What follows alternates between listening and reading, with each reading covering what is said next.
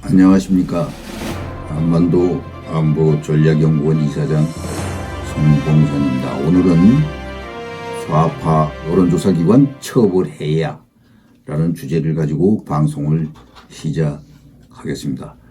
얼마 전 이상한 여론조사를 발표한 넥스트위크 리서치 대표 안모 씨에 대해 논란이 일고 있습니다. 2003년 노무현 정부 당시 청와대 총무팀 4급 행정관으로 일하다가 17대 대통령 선거 당시 정동영 후보 경선본부에서 기획조정실장을 맡고 민주당 서울시당, 경기도당, 광주시당에서 정치아카데미 강사로 활동하는 등 오랜 기간 민주당과 긴밀한 관계를 맺어왔는데, 이 사람은 2006년 리서치 비율을 세운 바 있습니다.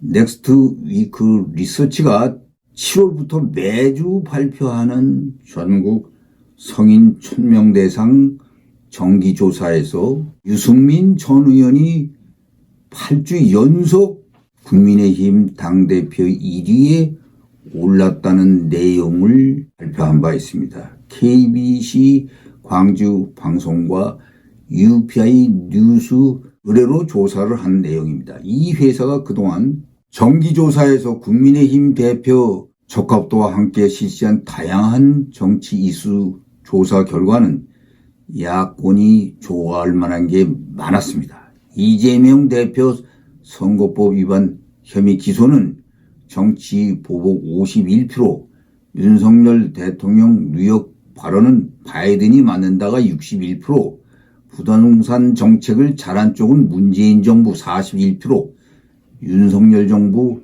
38% 등이었습니다. 부동산 정책 실패는 문재인 정권이 역사상 가장 잘 못했다는 것은 모든 국민이 주지하고 있는 사실입니다.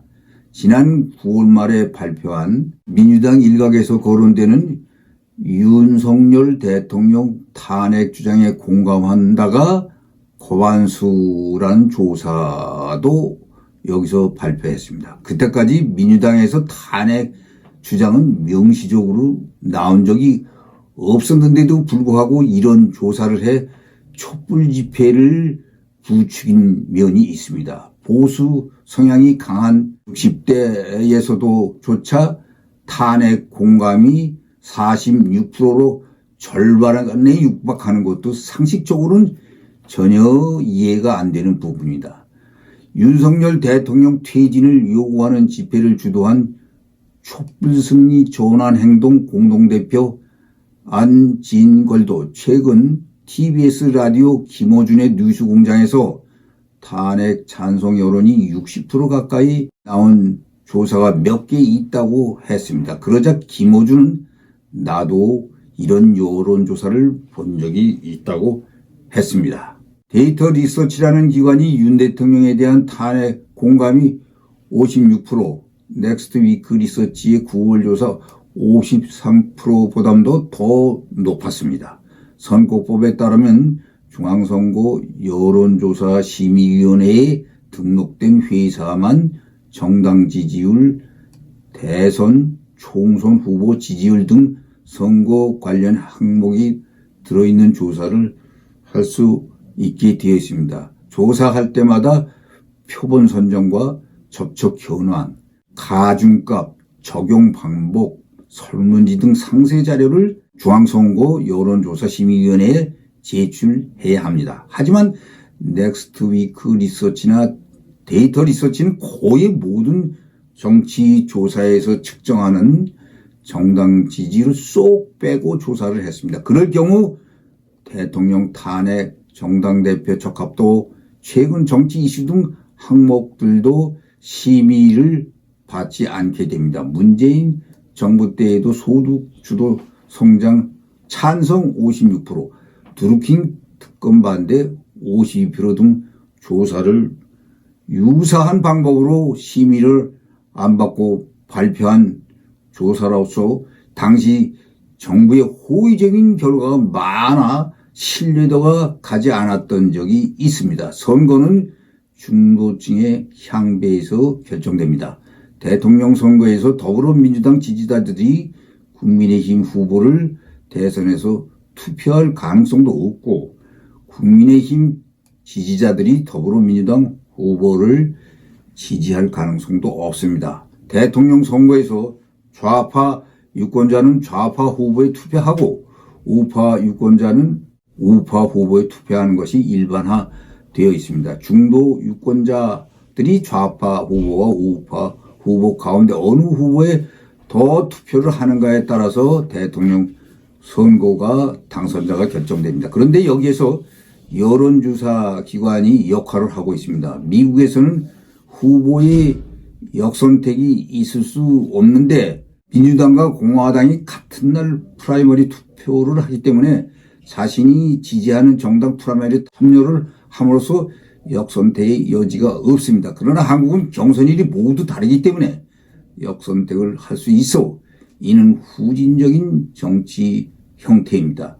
우파 유권자의 뜻을 가장 잘 대표하는 후보가 국민의힘 후보가 되고 좌파 유권자들의 뜻을 가장 잘 대표하는 후보가 더불어민주당 후보가 되는 것이 정치의 원칙입니다. 그런데 역선택을 조장하는 의도적 여론조사는 선거에 영향을 미치게 됩니다.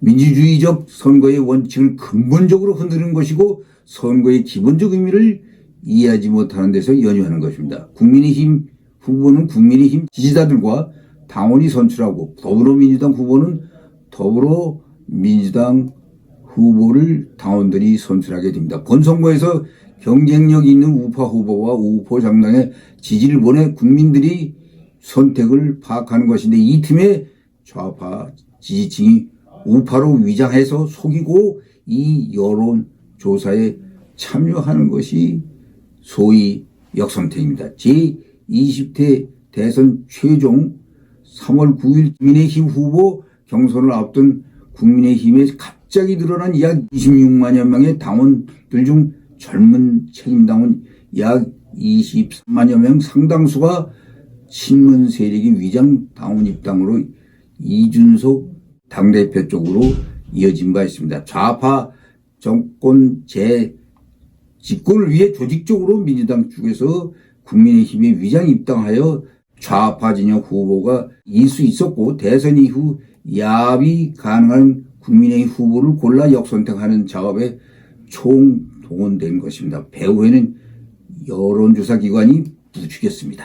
지난 대선에서도 우파는 윤석열을 쉽게 대통령 후보가 될 것이라고 예상했는데 후보 경선에서 뚜껑을 열고 보니 윤석열 후보가 34만 7,963표로 47.8%이고 홍준표 후보가 30만 1,786표 41.50%로 간신히 후보가 되었습니다. 여론조사와 역선택 문제 때문에 애초에 없어도 될 아슬아슬함이 일어난 것입니다.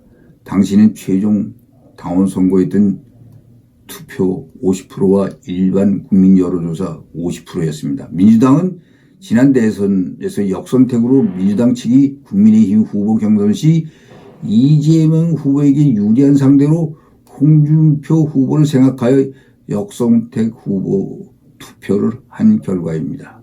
혹자는 역선택을 허용하여 더불어민주당의 중도와 국민의힘의 지지를 가장 많이 받는 후보를 상대로 선거에서 이기게끔 한다는 주장은 황당무계한 어불성설입니다. 국민의힘 당 지도부와 이준석 대표, 일부 예비 후보들이 국민의힘 지지자들의 지지뿐만 아니라 민주당의 지지를 가장 많이 받는 국민의힘 후보가 되어야 한다는 논리는 본선에서는 어차피 원래 지지당으로 정당으로 표는 가기 마련입니다. 사이비 여론조사기관에 힘입어 국민의힘 유승민 전 의원은 지금 최근 페이스북에 자신이 차기 당대표 적합도 조사에서 1위라는 엉터리 여론조사기관 발표로 당권 도전을 시사하고 있습니다. 중앙선거 여론조사심의위원회 통제를 받아도 믿기 어려운 조사가 많은데 심의도 안 받으면서 조사 결과를 매주 내놓는다면 이거는 여론조사가 엉터리 기관에 불과한 겁니다. 공작적인 여론조사 기관들의 철저한 조사가 필요합니다. 여론몰이 조사 기관들은 철저히 조사하여 사법 처리하여 공공성과 공익성이 보장되도록 해야 하겠습니다. 시청해 주셔서 감사합니다.